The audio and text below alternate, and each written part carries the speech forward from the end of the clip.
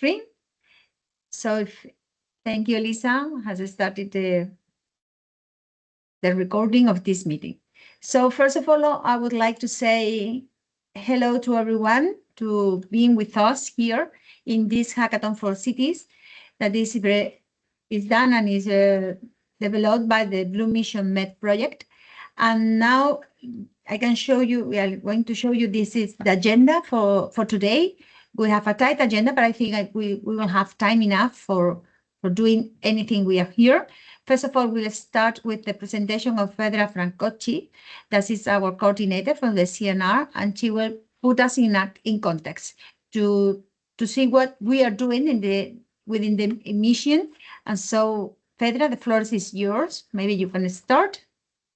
Thank you, Mari Carmen, and thank you all. Thank you, Araceli, for organizing this important activity in the context of BlueMissionMed. BlueMissionMed is a coordination and support action aimed to support the implementation of the mission Restore Our Ocean and Waters across the Mediterranean. And if you go to the next slide, just briefly present what the mission framework is. So the mission is one of the 5 missions of Horizon. And if you go to the next slide, just for me to briefly explain the framework. As said, we are, as a project, aim to implement the mission objectives across the Mediterranean, but there are, at the same time, running in parallel, similar initiatives across the Baltic and North Sea, the Danube and the Black Sea, and the Atlantic and the Arctic coast. Now, why we work in across basin? Because, and you will see how much it's important to connect the actors that play a key role in preventing from pollution, restoring the biodiversity, and making the blue economy carbon neutral and circular. And if you go to the next slide, this allows me just to briefly mention which are the key targets. And it's also good that we are having this event now while it's running the COP30 in the same moment.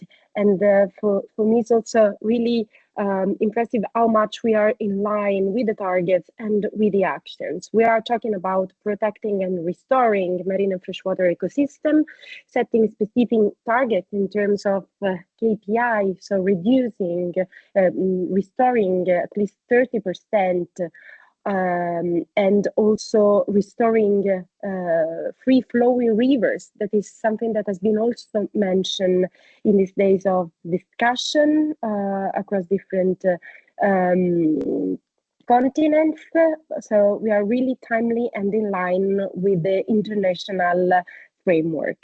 Of course, we are targeting specifically the blue economy sector, making decarbonizing the transition and making even more circular.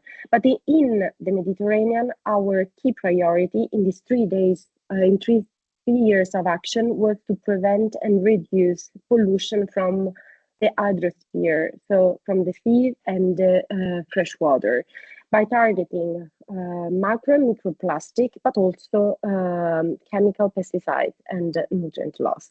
This in allowing and engaging the participation of citizens, promoting public mobilization, targeting different stakeholder categories. This is why today we are talking about cities. We have similar with the regions, with the river districts. So it's really important to engage specific stakeholder categories. So the user and those that are the one that would implement concrete action on the ground, and to provide, and if you go to the next slide, and to provide these actors with the and the next and last from my side, and specific tools that enable the implementation of innovation practice to make this transition possible. Of course, we are targeting solutions that are able to attract investor business, so high TRL, solutions that are that could be transferred and making practice on the ground. But also we support the different actors in align and identifying alignment of policy from territorial, regional, national policy, and provide technical support through the BlueMissionMed support program that is able to support this transition, including society at large. So without further ado, I will now pass the floor to the CITIC team that is really making this happening. And thanks again, Mari Carmen and Araceli, for organizing this important event. Thank you all for participating. Thank you, Fedra. We all know that you are a really, really busy person, a really, really busy woman. So for us, it's a pleasure having you here for introducing us the project and the mission and to understand where we are and what are we doing. Thank you, Fedra. So now I'm going to show you how we are going to continue with this session. And this hackathon for city, we have divided it in 3 different parts. In the first part, I will show you some of the BlueMissionMed tools and resources that have been developed within the project. And the second part, we will have the stars of this presentation. We have the different speakers that will show us some different solutions, 5 different speakers from all Europe, and they will show us what are they doing to face the problems that Mediterranean is facing. And finally, we have a participatory part, this Blue Future Hackathon using Miro. We hope that all of you to be really active and to write your questions, because we are here to connect to each other. So that will be the moment to really connect. So if you have any questions, please write them down, and maybe you can put them in the participatory part in the activity at the end of this session. Well, I think you are seeing my presentation, so let's start. I will try to do it as short as possible, because as I said, I think the most important part is not only knowing us, knowing BlueMissionMed and what are the things we are doing, but also knowing the people that are implementing solutions. In this first part, I will talk briefly about the different key results and available tools that are at your disposal in our webpage. And of course, we are open to connect anyone, anytime you need us. So the main results that we have from our project, from BlueMissionMed project, the main achievements to date are divided in 5 points: the operational implementation roadmap, the creation and activation. Creo que ya está, Rafa. Sorry? Sorry. The creation and there's something with the mic on, so if you can mute yourself, it's fine. Okay. The creation and activation of national hubs, 7 national and regional hubs. We have a portfolio of innovative and transformative solutions for the depollution of the Mediterranean. They also have the stakeholders input report and the BlueMissionMed support program.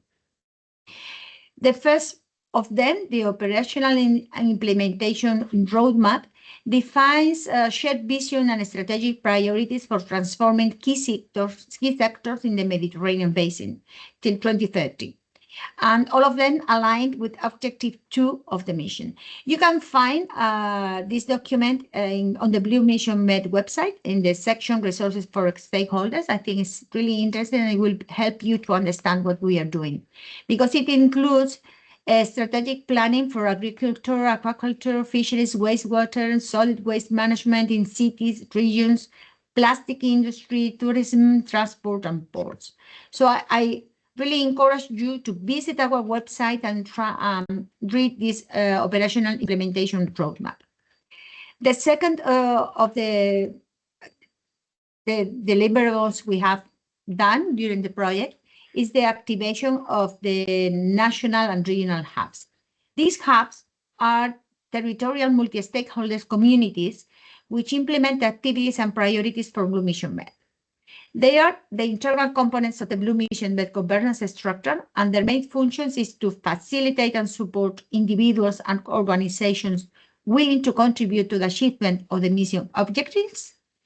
It's really important to create a connected network of actors. We need experts, we need institutions, we need all the people that can do something for the objectives. So this is a really nice network of actors. And we try to catalyze the collaboration and coordinated action within the different actors. This is a way, an easy way to disseminate information, to amplify solutions and mobilize relevant actors. So, because the objective is to have all on board. And we need you. We need the people that is here, the people that can do something. And the way to have them, we think it's a good way to have them in our national and regional hubs. Of course, we want to raise awareness and emotional connection with the mission and citizen participation and contribute to the monitoring and implementation of the mission. Another of outputs of the project is the portfolio. It's a really nice portfolio of innovative and transformative solutions that contribute to the transformational change towards achievement, again, of the objectives of the mission. So what we have done is to search what are the solutions that are now around us, and trying to compile all the projects and initiatives that have been evaluated. So what you can find in our webpage is a portfolio of this process. We have around 86 solutions, and we also have developed a solution viewer that is available on the BlueMissionMed website. Now I'm going to show you this solution showcase. It's really very easy. It's user-friendly and easily accessible for our users that are seeking solutions. So here what we have, as you can see in the next slide, here you can see several examples of these solutions, these viewer solutions, and the information that is included in each one. It's very easy to access. So if you are seeking for a solution, or if you are facing a problem and you want to find someone that is doing something that probably is useful for you, this is the place. And after that, and later during this session, our colleague will show you another instrument that we have deployed that we think it will be really, really useful to connect the people that are trying to do things. The next output is there is a set of deliverables that are tools that also they are all available on the website, where you can find report on opportunities, enabling factors, gaps, barriers, resistance, and needs for implementing solutions. You can also find a roadmap for key economic sectors to fulfill the EU mission through ITS. The operational implementation roadmap, I told you before, the first point.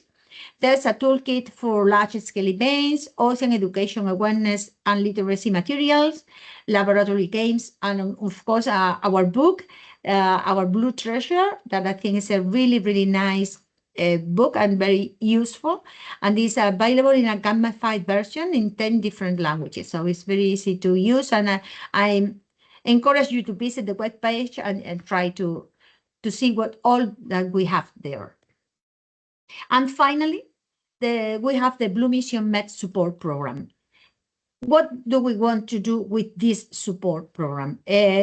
We aim to enhance the capacity of businesses, researchers, policymakers, and civil society at large to adopt and deploy innovations related to the mission. So we have a target audience that is you, most of the people that are here, that are researchers, because they are developing innovative solutions to fight marine or water pollution, entrepreneurs that are seeking implement sustainable business models, public authority, of course, because we need that are ready to test innovative solutions or related policy actions. And of course, we are facing our target audience is always citizen. We need a citizen active in social innovation processes or marine pollution. So this support program activities include a lot of them, but for example, it includes connecting solution providers with solution seekers, access to funding to increase and develop the technology readiness level, the TRL level of these solutions, identify new needs and connect with researchers and partners to develop new projects and solutions, and of course, strategic connections to scale up these solutions.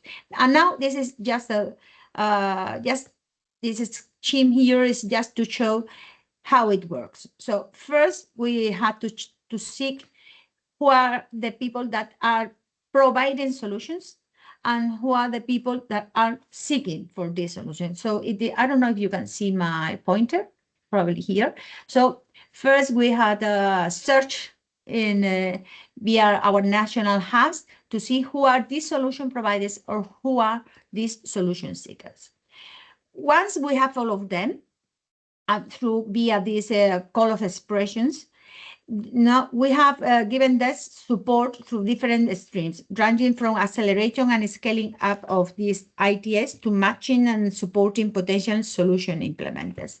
So the solution could be in a different TRL, so they can be bankable or being at an earlier stage, and they should be in connection with different investors or partnerships.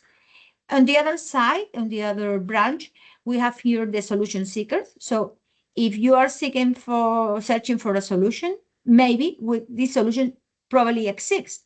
So we can do this matchmaking with the different providers. That's the idea. And if the solution doesn't exist, maybe we can do some different activities like this one to put you in contact, to prepare this hackathon and search for funding, or maybe ideally we can take here or take some ideas to take them home to work on this side. And finally, this is just a brief idea of what is this BlueMissionMed support program, with these support activities that they are, for example, these thematic webinars, mentoring and advisory services, matchmaking services or sessions, these hackathons like this one, or pitching sessions, etc. So what we are searching in this, sorry, and we have these 3 different thematic areas that are linked to innovative and transformative solutions that are bio-based innovation, monitoring and detecting pollution, and waste management and water treatment and energy. And as we have been talking about these innovative and transformative solutions, but first we have to define them to know what they are. But what these innovative and transformative solutions are novel products or methodologies that can contribute to transformative change towards achieving the objectives of the mission. In particular, we are talking about Objective 2, prevention and elimination of marine pollution, that address the root of the problem by involving multiple actors at different levels. These innovative and transformative solutions classify this solution in different sectors, depending on the hierarchy of actions. They can be defined of prevention, they can be devoted to prevention, minimization, elimination and remediation, or monitor and control. It's important to know that monitoring and control is considered a cross-cutting action for all types of solutions. So what you can find in this first part, and you can find all of them in the web page, here we can find some solutions that are aimed at wastewater and solid waste management in urban areas. That's the idea for today. They complement the solution that will be presented by the speaker. So they will be, we are almost ready to start hearing them. And here you can find some of the different solutions that will be presented today, or all of them that are related to the sector that we are facing today. You can find, as I said many times before, you can find all of them in our webpage. Here you can see the minimization solutions. In this slide, there are the elimination and remediation. There are some of them, some more. Elimination and remediation and monitoring and control solutions. So the main idea for this part was to introduce the things that we have been doing in Blue Mission Med, but now is the moment to I'm sorry, is the moment for I don't know if I'm on time. I'm on time. Oh, yes, and thank you. And it's the moment just to give the floor to the really important people that are here today. We are going to present 5 different solutions in this part. And the first of them is according to our problem, this solution. The first one will be devoted as according to the hierarchy of actions, focuses on all of them. Okay, that because of all hierarchy, as you can see here. And then following 2 will be devoted to minimization solutions. And the fourth and the fifth one, the fourth one, the soil will be devoted to elimination and remediation. And the last one is devoted to monitor and control solutions. So from my side, I think it's all. I will lead the floor firstly to Stefania Campugiani. Is our colleague that comes from WWF Mediterranean Marine Initiative, and she will be presenting us the city network for the implementation of zero waste action plans. So the floor is yours. I will stop. Jenny? Thank you. Okay, thank you, Stefania. Do you see my screen? Yes, it's not in presentation mode, but I'm trying. Okay. Thank you. Of course, if I manage to move this, just a second. Yes. No. Okay. Thank you, everyone. I hope you can. I was trying to. Yes. Okay. Here, as always. Okay, now you should see it in screen mode. I don't see you, but I hope you see my screen. I'm Stefania Campogianni, and thank you, Carmen, and all the team for this opportunity. As you already mentioned, WWF Mediterranean is a partner of the Blue Mission Med, and we are contributing also to the catalog of solutions with 2 specific solutions. One is more, as you were saying, more kind of all-inclusive of all the various approaches. So it's more a methodological solution, which is Plastic Smart Cities, which I'm been presenting today. And the other one is a more technological solution, is NetTech Plus, so specifically to reduce the risk of ghost gear with acoustic gear marking. So Plastic Smart Cities. Plastic Smart Cities is a WWF-led initiative. It's a global initiative where we're talking about since its inception. In 2018, Plastic Smart Cities has worked together with over 50 cities at the global level worldwide to implement innovative plastic pollution reduction strategies. So we're not talking about a specific solution, but we're talking about an approach, a methodology, a system that an action plan that cities can put in place in order to reduce their plastic footprint. Why we're targeting cities? Because of the key role that urban areas have in reducing the risk of plastic leakage. In the Mediterranean specifically, we are targeting coastal cities because of the fact that due to analysis, it shows that about 50% of plastic contamination comes, from coastal activities.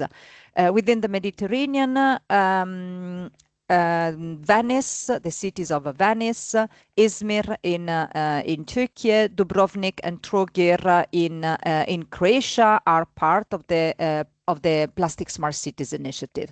The goal of the initiative is the reduction of plastic into nature, so zero leakage of plastic into nature with 3 different areas of work. One is, of course, the reduction and reuse, so eliminate harmful and unnecessary plastics.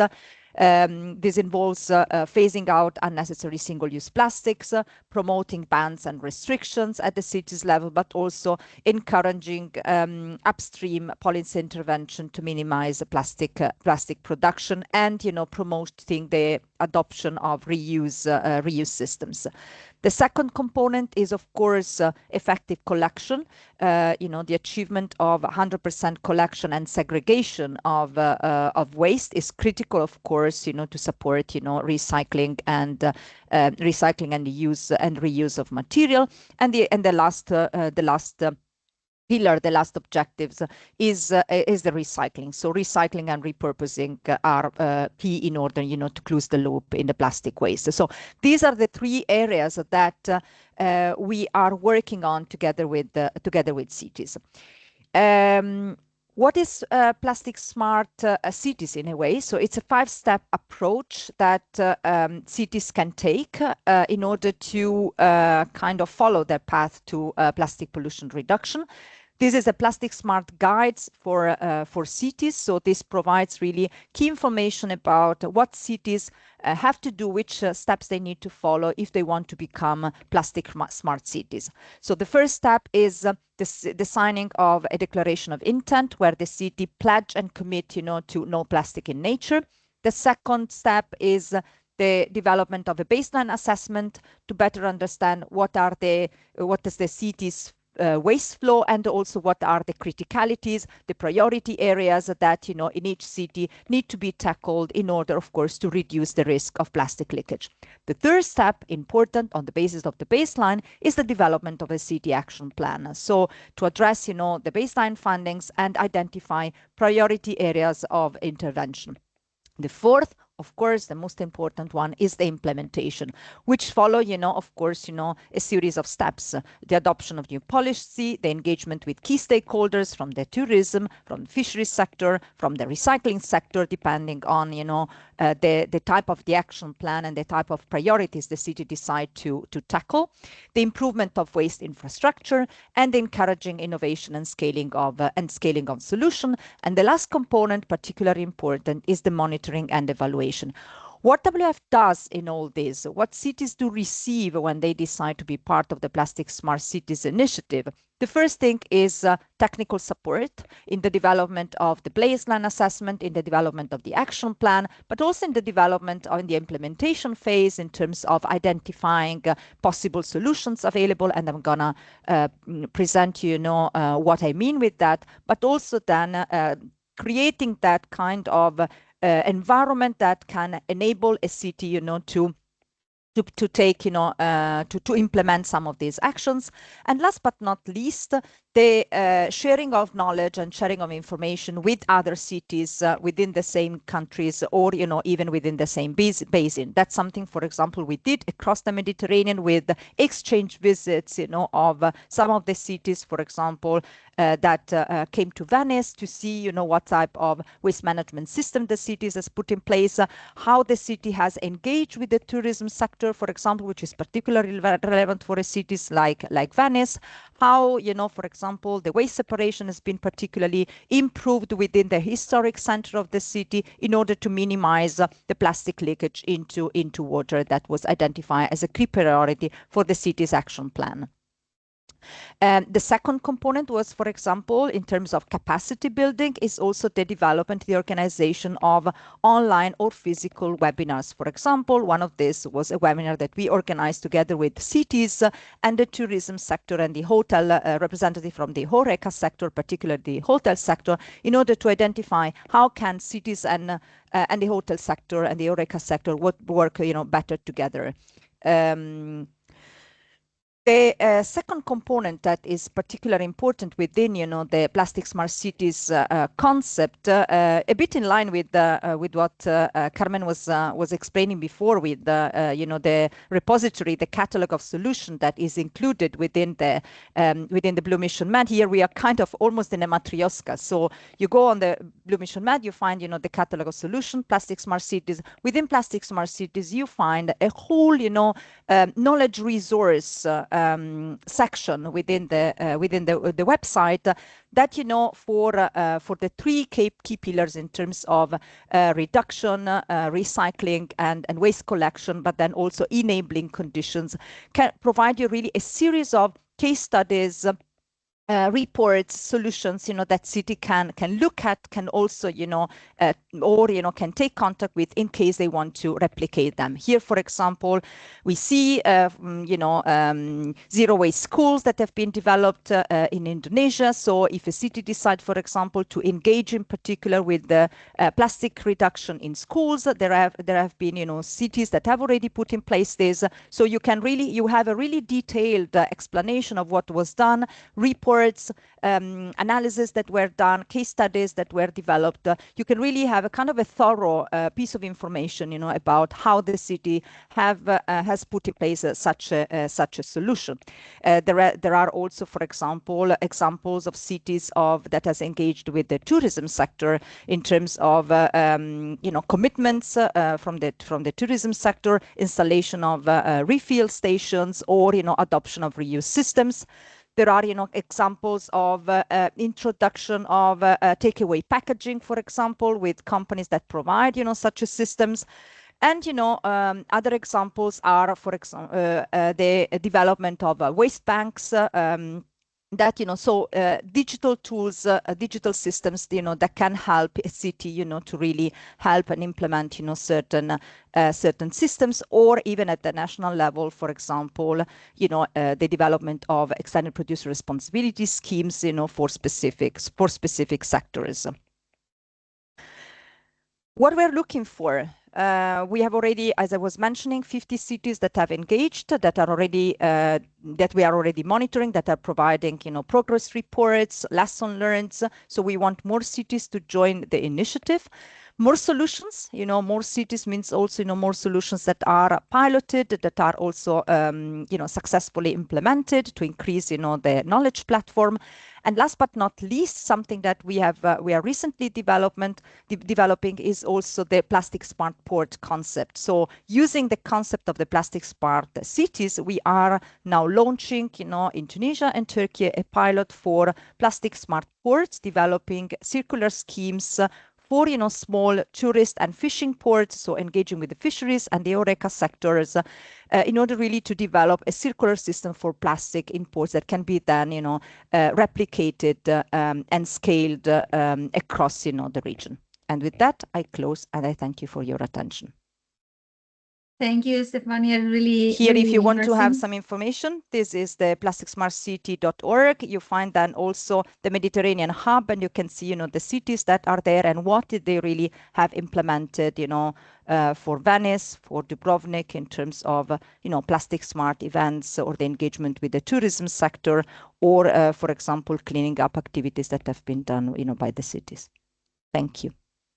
Thank you, Stefania. Really, really, really interesting. And I think we're doing a great job. So thanks for sharing. If anyone has any question, please keep with you. And later in the participatory part, maybe we can answer them.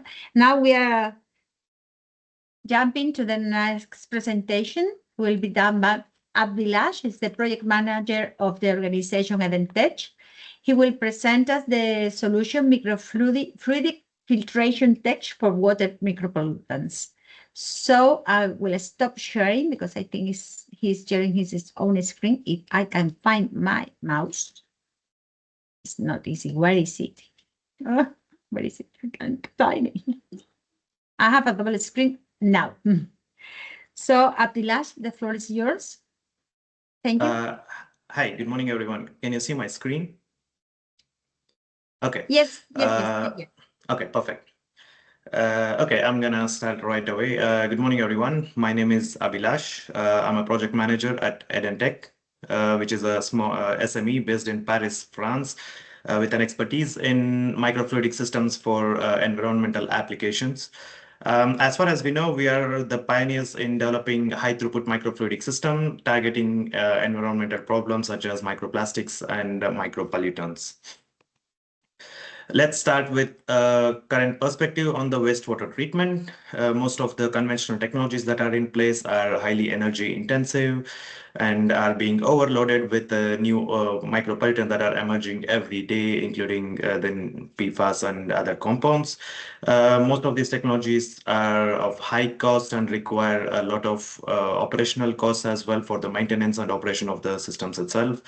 And these systems are quite large and require most of the time new infrastructure or like a large infrastructure for the integration into the wastewater facilities that are existing. And also, as we all know, the new regulations that are being pushed by European Union, which are quite strict with respect to the micropollutants and the microplastics, and also the EPRs, which puts additional burden onto the wastewater treatment plants. And also we have the environmental impacts of these systems, as some of the systems require additional chemicals and also have a higher carbon footprint as well. As a solution for this, we are developing Aquo, which is a microfluidic micropollutant degradation system, completely runs on the different technology, which I'm going to come back to later.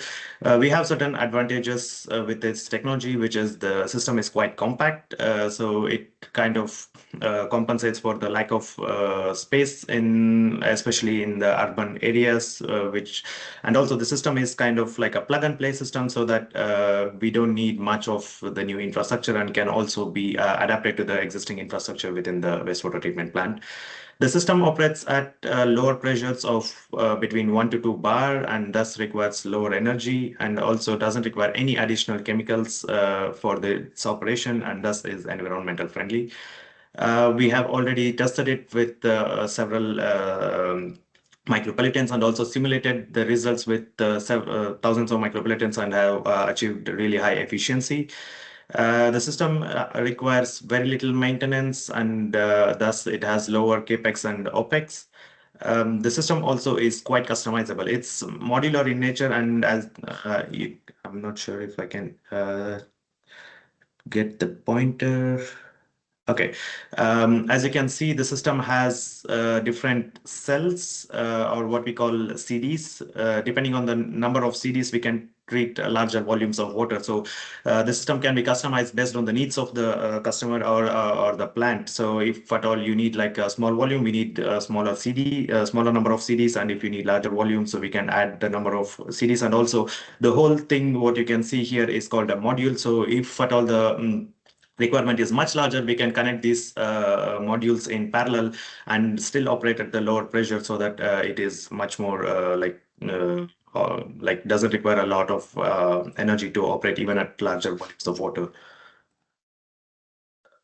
Okay, coming to the working principle of Aquo, the system has two main technologies, which is the first one is the advanced oxidation processes derived from the photocatalysis.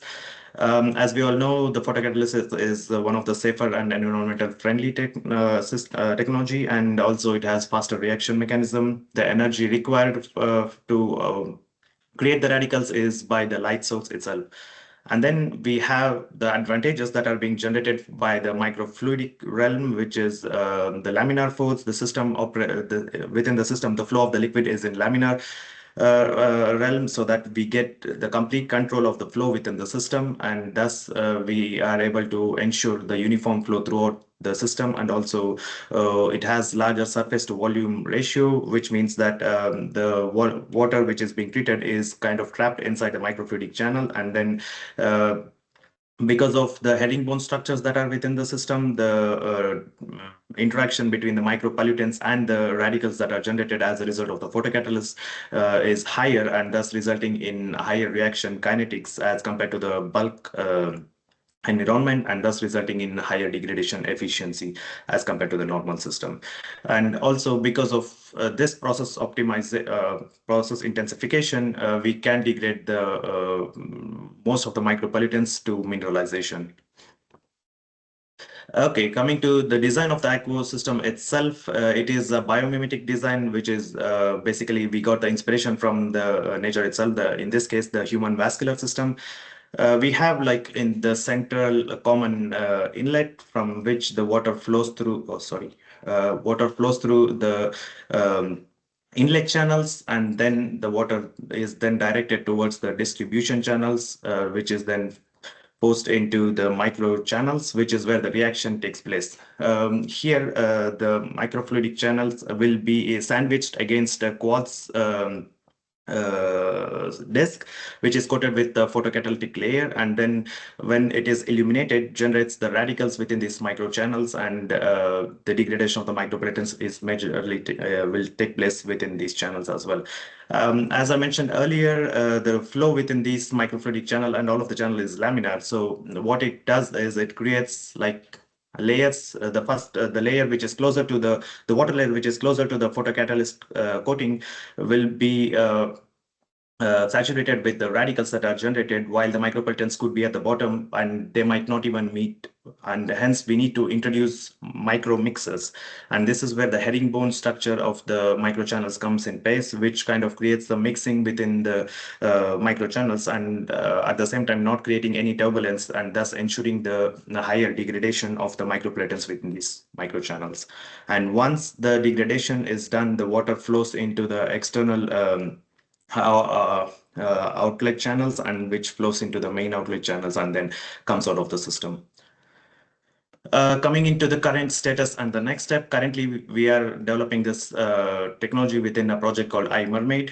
iMermaid is a project that is focused on developing innovative solutions, including the remediation and the sensor solution to target micropollutants in the Mediterranean basin. Basically, we have 5 innovative solutions which are focused on the remediation part, and then 4 other solutions which are the sensory elements, which are together deployed in 5 different use cases all over the Mediterranean Sea basin to ensure the replication of these solutions all across. Within this project, we are also developing the aqua system, and within the first 2 years, we did the development of the system within the lab, and then currently, it is being deployed in pharmaceutical industry in Tunisia. And we are targeting the micropollutants that are generated as a result of the manufacturing of the pharmaceutical compounds in these industries. Currently, we are targeting 3 main compounds, including ibuprofen, ketoprofen, and diclofenac, which are one of the most common drugs that are found in the Mediterranean Sea basin. And then the first 6 months we are deploying the system over there, and then we move on to the next deployment in a leachate treatment plant, wherein we are focusing our system for the degradation of the pesticides for the next 6 months in Greece. The next step includes the reduction, energy reduction. Currently, we are using LED system for the illumination of the photocatalysts, and later we want to change this to either optic fibers or for a much better distribution of the light to ensure that we can have like a diffusion of the UV light through the system as well, and reduce the energy input needed for the illumination system, and then also increase the throughput. Currently, the system, the prototype that we have can operate at 10 cubic meter per day, but we want to increase this up to 200 cubic meter per day, and without increasing much of the energy required to push the water through the system. And also simultaneously, we are also working to include the treatment capacity with higher efficiency for PFAS and other emerging contaminants as well. And also, we are currently in discussion with partners such as Veolia and Suez to conduct beta validation within their industrial sectors as well. At this moment, we already have progressed quite a bit with the Veolia, and we are in the talks with Suez as well. And this is our team. We have like a well-versed team mainly focused on microfluidics, and also some of the other colleagues who are working with the AI and optical parts of the system as well. And then we have a scientific board with the dignitaries from many of the major European institutes helping us through the development and validation of the system. And that brings me to the end of my presentation. Thank you, everyone. And if you have any questions, please don't hesitate to reach out, and you can get more information about our technologies in this website. Thank you. Okay, thank you, Abdullah. I think it's really interesting. I love these sessions because we learn a lot. Thank you very much. But we should move on, and let's go for our next speaker. I don't know if you are seeing my screen, and the next speaker will be Catherine Schwab, is the managing director, and the solution that he will present us is the water treatment technology for microplastics removal. So, Catherine, the floor is yours. You can share your screen if you don't mind. Okay, we are seeing your presentation. You can hear me now. We can hear you now. And we have the presentation mode now. Yes, everything is working properly. Thank you. Perfect. The floor is yours, Catherine. Thank you very much for the invitation. So my name is Katrin Schuhn. I'm inventor, founder, and CEO of Wasser3o. We are a German-based non-profit company, and we are dealing with the overall topic of water without microplastics. And today I want to take you to the removal of microplastics, but for the removal of microplastics, you need to know what is in and how to remove and what comes next. And so this is kind of an agenda of my today's presentation. So the detection starts always with the sampling, and the sampling volume is the most important point when it comes to comparable data. And for the sampling volume from the Commission side, now we're talking about 100 liter and more, which is a representative water volume. And for this water volume, you need a filter cartridge, which is mobile and which can be installed in an effluent of a wastewater treatment plant, in a river, or wherever you want to detect microplastics. This filter cartridge is able to filter in 20 minutes the 100 liter volume, and you need 1 hour approximately for rivers and lakes due to the high organic load you normally find there. With the knowledge about this mobile particle sampling unit, which is available elsewhere in the world, can be directly ordered. It's a typical commercially available setup. You go into the lab, and with the lab comes the big question how to deal with natural organic particles and microplastics in your sample. And for this, we invented the new fluorescent dyes, which is shortly called MP1. This is a completely new setup, which is able to only put a color on microplastics. And this color is a fluorescent imaging. So in the end, you just put a staining on microplastics and no staining on natural organic particles, and you can run fluorescent microscopy. So it's an easy, reliable, and reproducible setup, which gets microplastics per liter as a result. And it could be globally transferable to every water sampling point you want to go. At the moment, the main point is that you can only run batch by batch, but we are working on the continuous operation, because the more data you get, the best you can set the removal. And we provide, as a nonprofit organization, training. We provide the way how to run the sampling on the one hand, the sample preparation on the other hand, for different waters, so for municipal, industrial, and household waters, as well as for water bodies. And these manuals are available, open accessible via our website, so easily accessible.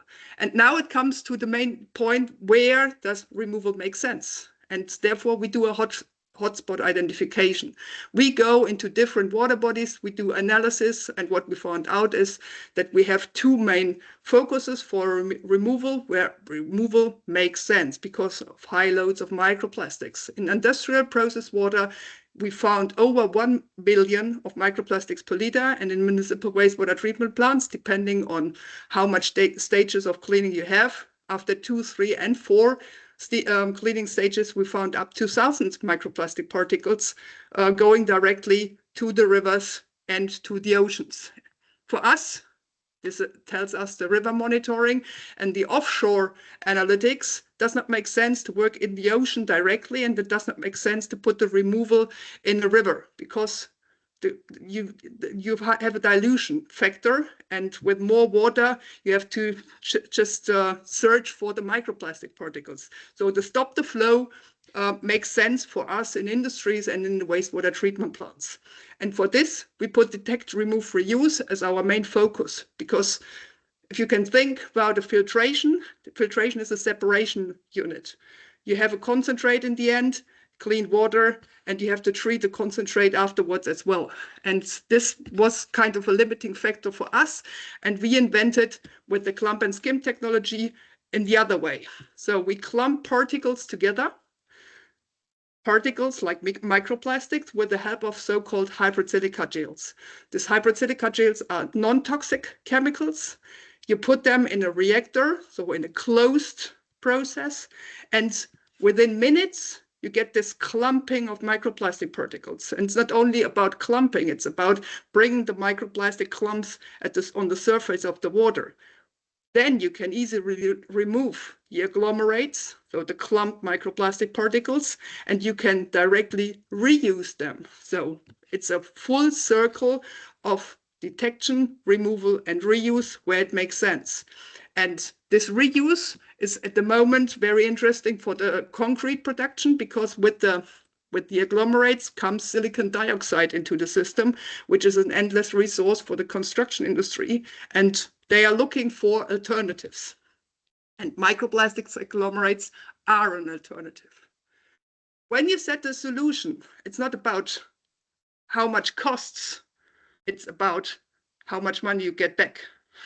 Because if you think about putting the solution in industries, you get lots of waste, which can be directly a reuse option, and you can put waste as a resource. And in the end, you get not only reusable water, reusable chemicals, reusable waste, you reduce the overall electricity demand, CO2 footprint, and this comes only by removal of microplastics.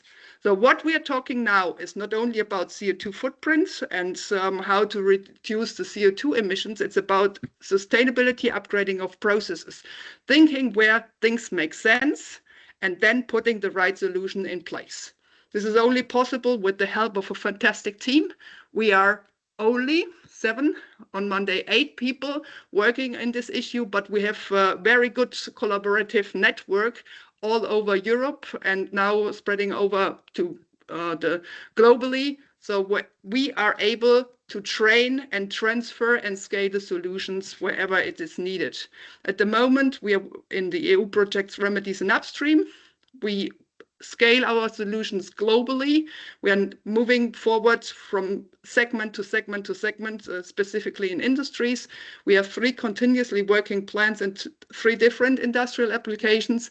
And for the monitoring, the more data you have, the more hotspots you can identify. And here we use the help of citizen science and open access innovation and education to make sure that everybody knows how to set the solutions. What we offer is additionally what we are seeking. So we are looking for industrial process wastewater treatment plants who really want to start microplastic detection on the one hand, building their 4th cleaning stage plus according the needs of the municipal wastewater treatment plants. We help people to really set good solutions in the right way, data-driven and application-focused. So for this, thank you very much. In case of questions, just reach out. We are available in social media, via website, and of course you can directly write me an email. So that's it from my side so far. In case of questions, reach out. Thanks a lot. Thank you, Catherine. Really, really interesting, and we are really happy you are growing from 7 to 8 on Monday. So it's a good news. It means that you are working well. So we are going to our next speaker. The next solution is, I think I will be managing the presentation. The next solution will be presented by Roger Preston. It's the CEO of the Tresol Biofuels. And the solution that he is presenting is Tresol Powered 2X Waste to Energy. So Roger, the floor is yours. So you just have to say next slide and I will be here for you. Next slide, please. Okay, this is the problem we're trying to solve, and I'm sure you know all about it already. It's all about plastic waste, unrecyclable plastic, and pollution. And as you can see, I won't bore you with all statistics and that. There are millions of tons going into the ocean and turning into microplastic. We all know that the Mediterranean is facing a serious plastic pollution. We are based in Bucharest, in Romania, and we've just won the best innovation solution for getting rid of this plastic. Next slide, please. So this is our fight against plastic pollution in the Mediterranean and other oceans as well.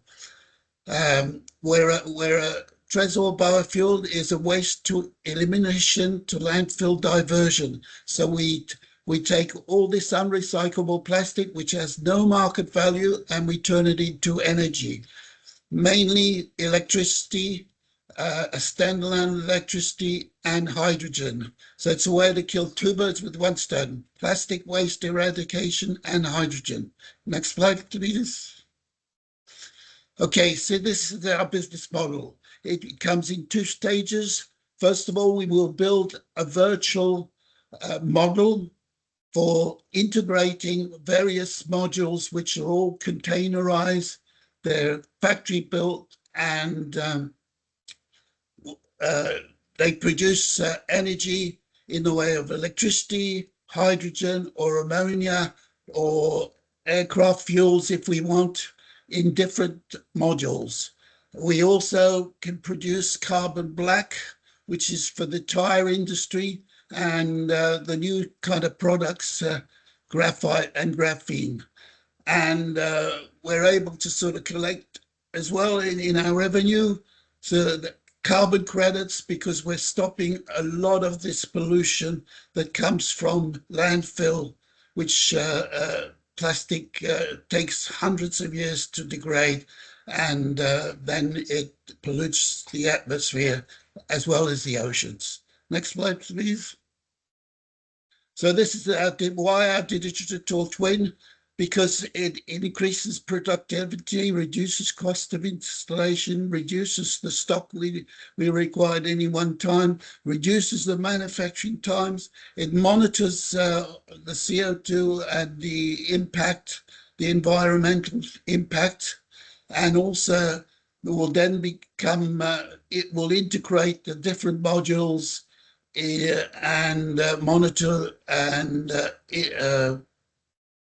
the production performance and safety. Next slide, please.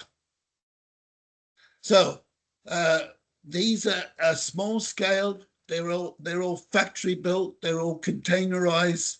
They're scalable, replicable, and we can replicate it. Not only the software, but to give the stakeholders able to interact with the product. So it's the project supports mitigation and adapting to climate change, protecting water ecosystems, advancing the circular economy, preventing and controlling pollution, safeguarding biodiversity and air pollution. Next slide, please. So this is, we want to build the next plant after we've built the actual digital twin. So if you take 50 tons per day, and it goes into our decentralized modular gasifier, we can produce then the carbon black, and we can also produce electricity, which powers the whole system, and then produce hydrogen from the plastic. And also we can add a 10 megawatt electrolyzer to produce an extra 4 tons, giving us 6 tons of hydrogen per day. So it's all about local waste disposal for local energy, turning trash into treasure. Next slide, please. This is the new material that we can, by capturing the CO2 from the production, we can produce carbon black.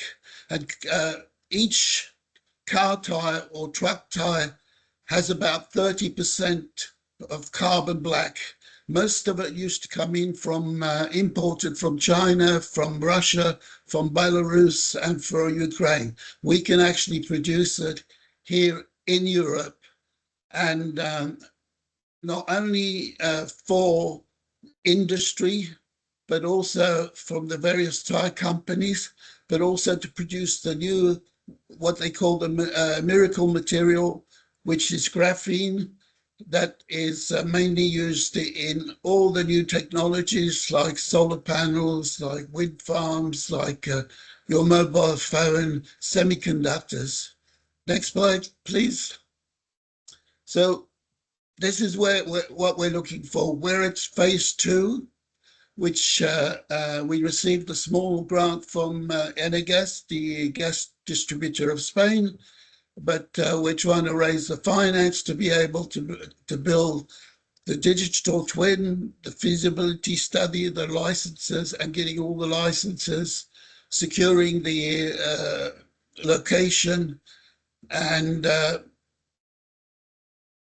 then we can go to our phase 3, which will to actually build the physical real world plant, which is all about sort of decentralized, distributed, factory built units being integrated with the digital twin.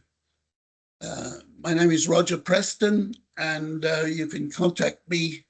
I'm sure you will have a lot more questions to ask me. Thank you very much.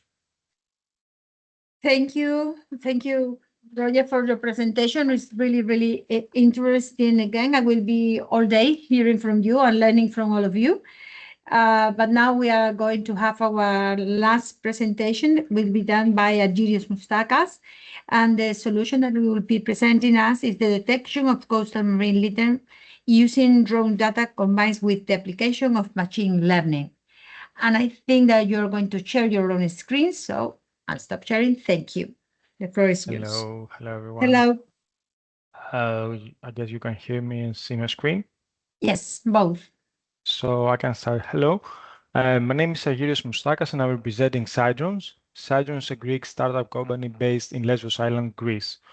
Today I'm going to present you CMLO, which is Coastal Marine Litter Observatory. CMLO is a tool that uses AI and drones in order to automatically detect, map, and monitor marine litter pollution on the coastal zone. We all know how huge, sorry for that. We all know how huge is this problem. Marine litter pollution is one of the biggest environmental problems of our years. It is estimated that more than 150 million of tons of plastics exist in our ocean, and 80% of these end up in our coastlines. This has a huge environmental impact for our planet, a huge economic impact for the local societies, and also there's a huge health impact for people as these plastics they're degraded and they end up to be consumed by people all over the world. Also have to add that latest research studies show that microplastics are also related to heart diseases and heart attacks. Our solution to this is CMLO. The process is very straightforward. It starts from collection of aerial images. We have created a protocol that any pilot around the world with any commercial drone can collect images. We can then upload these images to our system. Our system does an automatically analysis and creates report. And the user can either go online and check this report or download them. These reports show exactly where are the marine litter in the coastal zone. The end product of what we do is called marine litter density maps, which are on the left side, on the left image, as you can see, which are analytical maps that show exactly where are the hotspots of the pollution in this specific region. So the relevant stakeholders can then focus their cleaning efforts only in these regions. Also, in the right image, you can see another end product of what we do. It's the exact spot location of each litter. And also, our system can detect 7 different categories of litters, like plastics, wood, metal, etc. And with different color, as you can see in different dot, it's different type of litter. Also have to mention that the smallest item that we can detect is a cap of a plastic bottle. So the current method that in order to map the marine pollution is to go on TransX and try to count down every item one by one. So as you understand, with drones, it's much times cheaper and faster, and it's much more accurate than going by foot. Sorry. We have two models. The first one is the basic one that we have some standard, let's say, end products that we give back to the end users. And with the premium model, we have also more analysis with more analytical dashboards, etc. And also we have we can give the ability to the customers to go without drones and fly and collect the data. CMLO has been tested in more than 18 countries worldwide. As you can see, we have flight more than 1,600 missions, and we have detected more than 2.6 million marine litters. Finally, this is our team. On the left side, you can see our core team, our founders team, and on the right side, our supporting team that all together are working together towards achieving our goals. I have to focus on two awards. In 2023, we won the Cassini Maritime by USPA, which was like the best solution of monitoring marine litter in European Union. And also in 2024, we were recognized as Blue Champions by the European Investment Bank. So what we're looking of is strategic partnerships and clients in order to go further and grow our business. So thank you very much. I'm Argyris Moustakas, and these are our contact details. Thank you, Argyris. It's really interesting. How can you see the marine litter? How can you provide information for the people who have to clean? So thank you for the initiative. And now we have finished this part. I think it's been really nice to know all what we are doing. I think it's really interesting, and this is a good place to connect each other. But we are still talking about connection. And now I'm going to leave the floor to Elisa Conti, because she is going to introduce us as something that is a presentation of the B2Match BlueMissionMed community. We are here to talk about community, to make a huge community of people involved in this topic. So I will share my screen, show the presentation, and Elisa, again, the floor is yours. Thank you. Thank you so much, Mari Carmen. I want to follow you saying that it's been an hour of incredible knowledge sharing. It's fantastic to see how many solutions and projects are actually in place. And indeed, this is something we want to continue. We want to still have time and a possibility to share. That's why BlueMissionMed has just launched an online platform, the BlueMissionMed community platform. I've added the link, and Magateli as well has just added again the link in the chat box.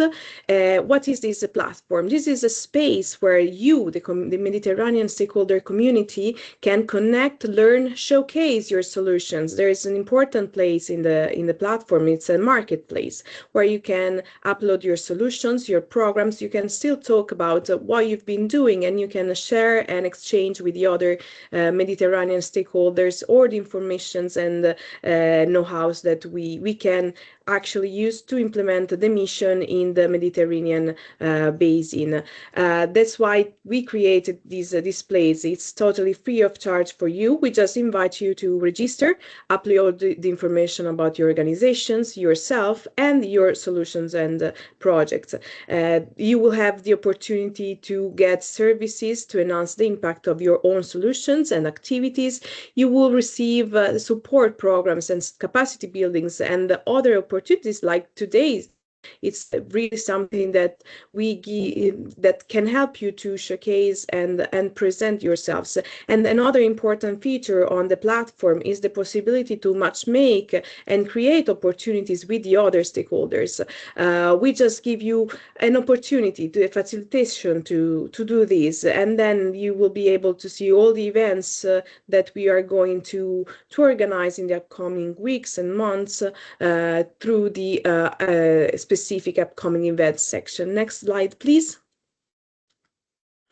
And as I was saying, the matchmaking is extremely important because as we see, there's many actors that are working actively here in this huge ecosystem that the Mediterranean basin is. So that's why we want to give you the opportunity to build connections directly. That's why it's seriously important for us if you register on the platform and then are able to connect with the other participants participants. You can write directly to them. So just go in, browse, look for other organizations, other participants, and of course, other solutions you can exchange with. And you can also organize direct meetings with the other participants. So this is just a tool that we give you and that we hope will be very much used in the upcoming weeks and months. Thank you so much, Mari Carmen. Thank you, Elisa.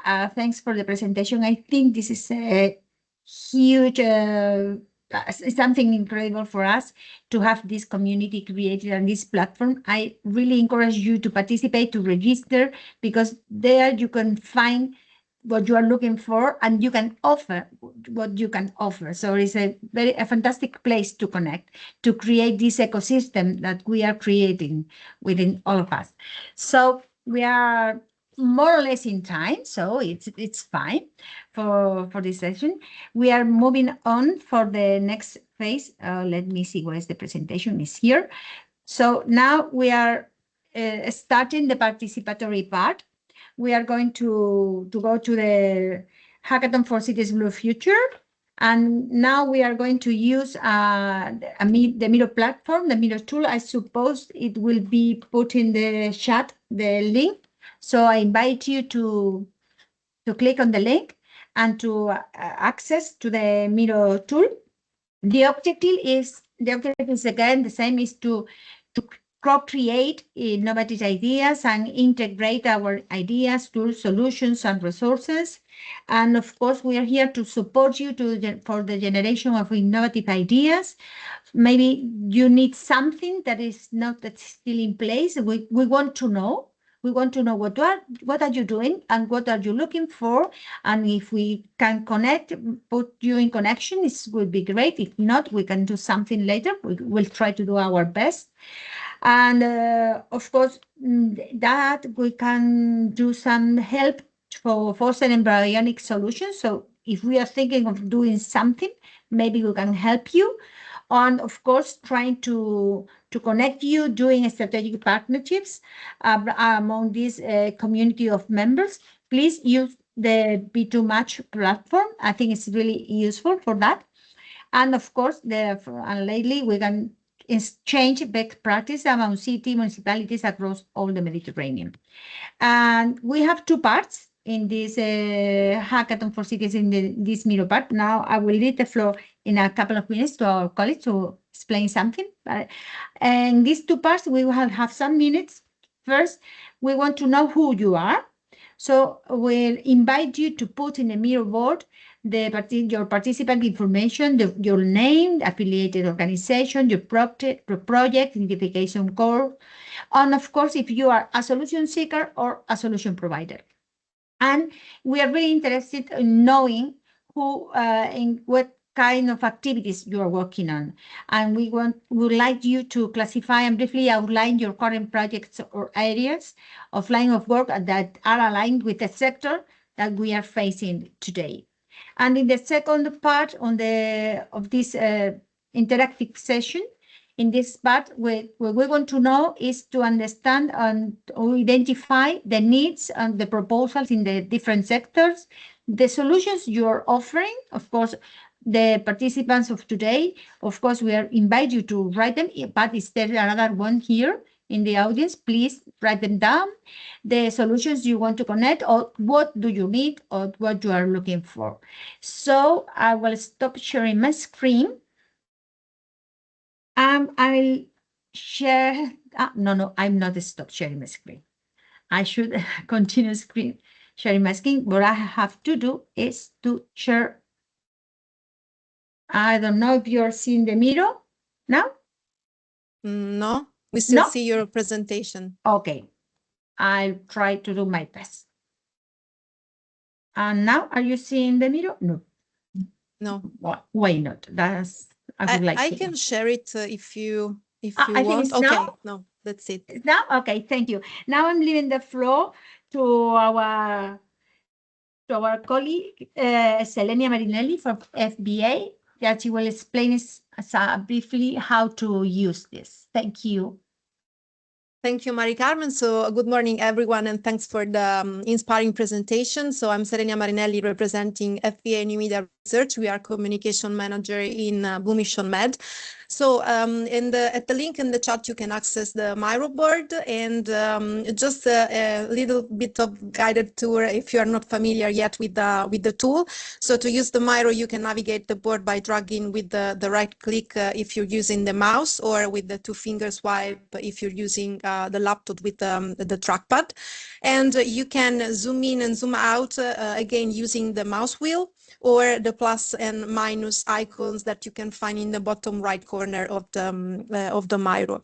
To interact with the board, we already provided you with the sticky notes, so you can just double click on the sticky notes to add or edit your text. And as you can see, per each board, there are timers, so because we will have 10 minutes per each interactive session. So as soon as we are ready, I will start the timer that you can find at the top of the corner, and you can follow, let's say, the timing. And I hope this will facilitate also a very interactive activity. And of course, if you have trouble in using Miro, you can still bring your input and feedback in the chat, and I will take care of adding the inputs directly in the Miro. Thank you, Selenia. As you have heard, I said Miro because I'm Spanish. I've said it in Spanish. No worry. But I was hearing you. I was saying, "Oh my gosh, it's in Spanish." So is that the same? No Miro? worries. I'm Italian, so I also said Miro in both, Italian. Yes, so I don't know why it's impossible for me to say in another way, but it's Miro. So now I would like to invite you to participate. Please, we need to know you.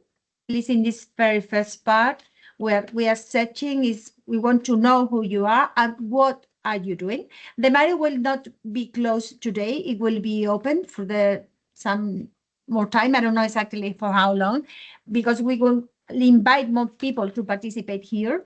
And after that, we will do an analysis, and maybe we can connect some different people via this Miro. But of course, I invite you again to register in B2Match platform. But I would like you to please write down here who you are and what are you doing. It's really interesting for us. For example, aquí, let's see, Stefani is writing about this, about who has Chief Douglas. And of course, if you have any questions about the presentations to our speakers today, you can write them in the chat, and probably now is the moment, or just raise your hand. I'm here just to see if any of you have any questions. Our speaker is here to answer them. So maybe this is the moment. I'm remembering a song. This is the moment's tonight, something like that, no? I don't know if there are any questions. For example, Pep Hurtado is writing Barcelona City Council, improving internal cost and zone management.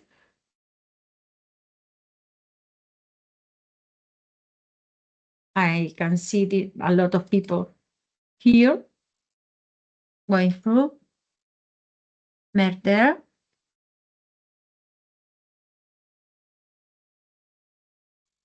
May I ask a question to Stephanie? Yes, of course. Thanks for all fruitful presentation, first of all. Stephanie, in your presentation, you mentioned about Izmir, Turkey. I'm curious about what has been done in Izmir. You mentioned plastic smart ports. Is it something about it? Okay. So yes, in Izmir, we have we have worked firstly on the improvement of the waste management system. So the city has developed an action plan, which I can share with you. It's available online. And the specific action of the city was mainly on increasing the collection and recycling facility, and also the inclusion of the informal sector within the system. So there is also specific work that WWF Turkey is doing on waste pickers and how to integrate waste pickers into the formal, recycling sector. Then there are also there is also a whole engagement that they have been doing, for the tourism sector. So it's also supporting reuse, the adoption of reuse solutions, for cafe and restaurants that committed or were interested in taking part in pledging, to have some reduction models. In terms of the ports, that's something that we have launched recently. I was in Foggia and Mordoan not less than 10 days ago. So we are the pilots that we have chosen are within the Izmir municipality still, but we are in two small, relatively small ports. You might know them, Foggia and Mordoan. Both have, touristic and fishing activities.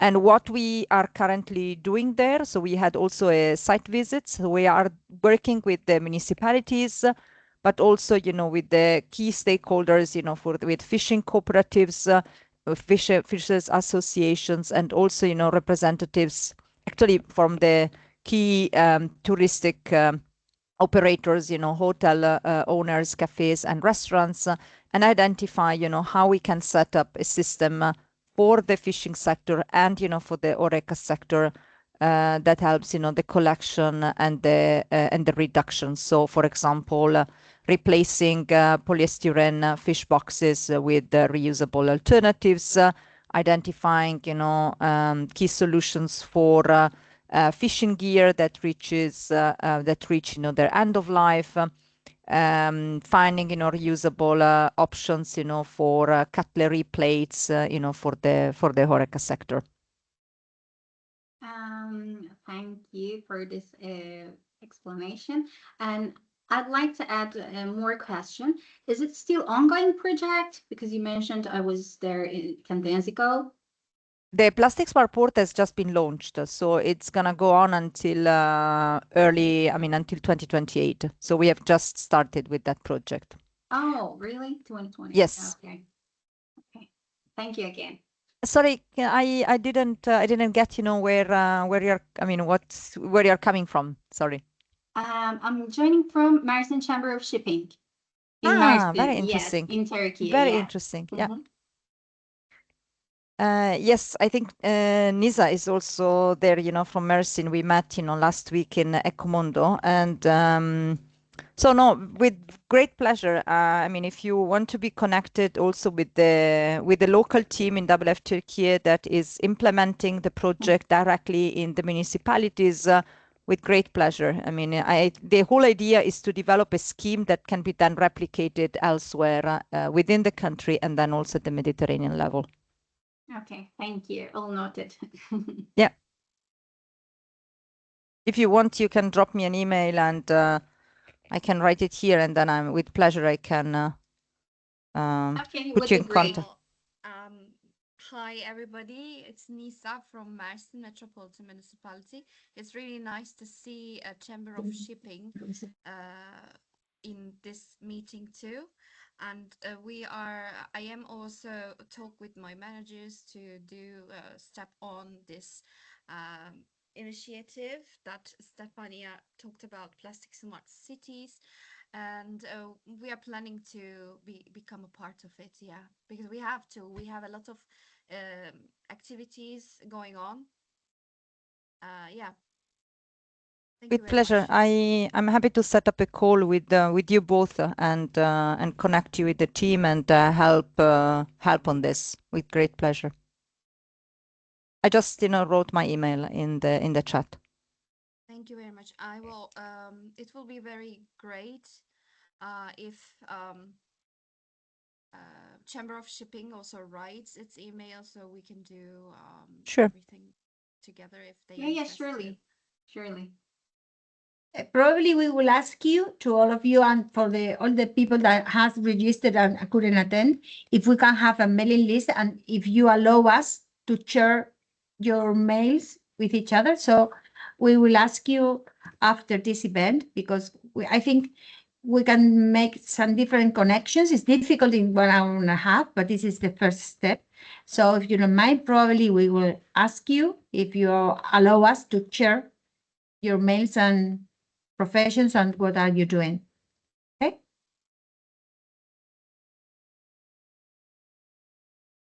And now, well, I think most of you has written, probably, Selene, if you don't mind, we can, okay, move for the following part, remember, and now we are starting the second part. The objective in this part is to co-create these innovative ideas on how to integrate BlueMissionMed tools, solutions, and resources into participant current practices, co-create new solutions to address identified submission emerging needs, foster embryonic solutions, support the generation of innovative ideas. So here you can write what you need, what are you looking for, the questions, anything you think is interesting for us. Consider that the product of this meeting will be later when we integrate all the information we have and the information we will receive from other participants that are not here today. So for us, it's really important to have this written here, just to have a very good deliverable of our meeting. So go ahead.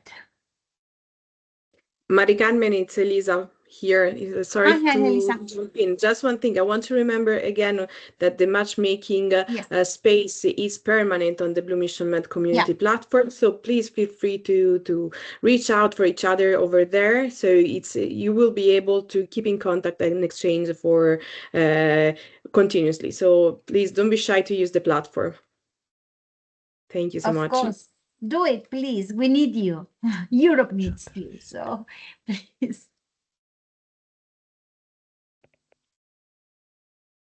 Thank you. Here's in the chat, we have again the link where you can register. Remember, you can have meetings in the platform. I think it's really useful. You can connect and you have a space for doing your own meetings there. Our intention is to have all people on board and to have as many people, as many entrepreneurs, as many researchers as possible, to have all of them in this platform. It will be a great place to connect. And it's very easy to use. But really, Elisa, it's really easy to use. So absolutely, it's free of charge. It looks like a sort of a social network, but of course, it's meant to be used as a tool for exchanging knowledge, projects, information. So just browse it out, and you will see that it's very fast to be acquainted with it. Okay, thank you. And I remember that we have our speakers here.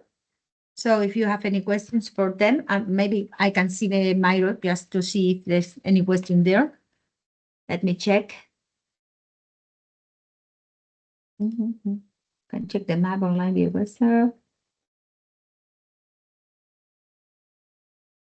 Yeah, so here someone is writing the collaboration opportunities. I think it's great for us, for all of us.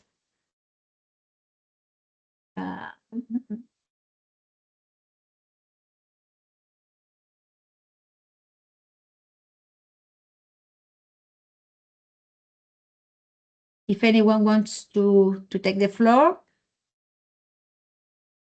remember that around 70% of the population now is living in urban areas, so there's a lot of waste.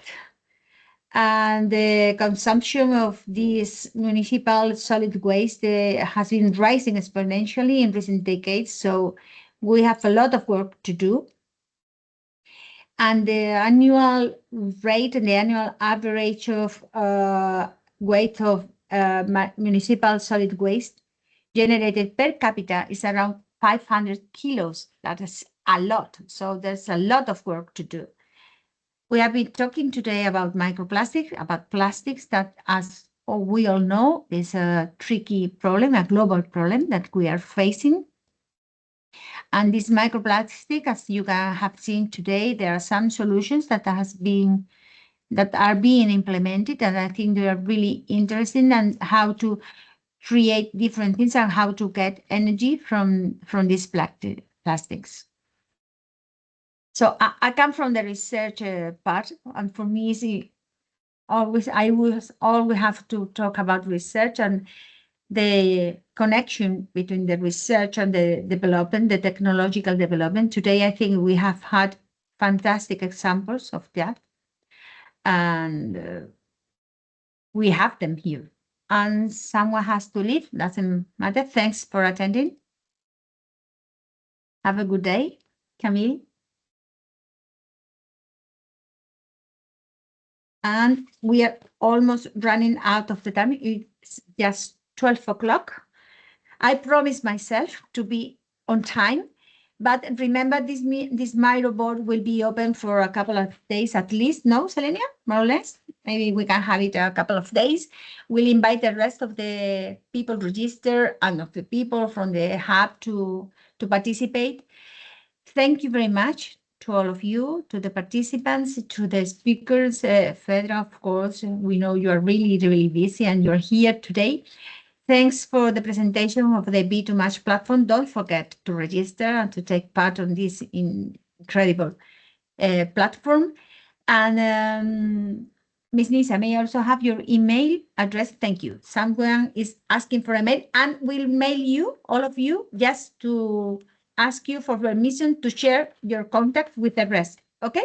But remember to, again, I'm seeing myself as a seller, to register in the B2Match platform. So if you don't mind, we are closing the session just on time. Thank you very much. I've learned a lot, so really happy, and have a nice day. See you soon. Thank you very much. Thank you. Thank Thank you. you. Thank you. Thank you. Congratulations Bye-bye. again. Thank you, Mari Thank Carmen. you. Ciao. Thank you. Bye. Bye. Thank you to all.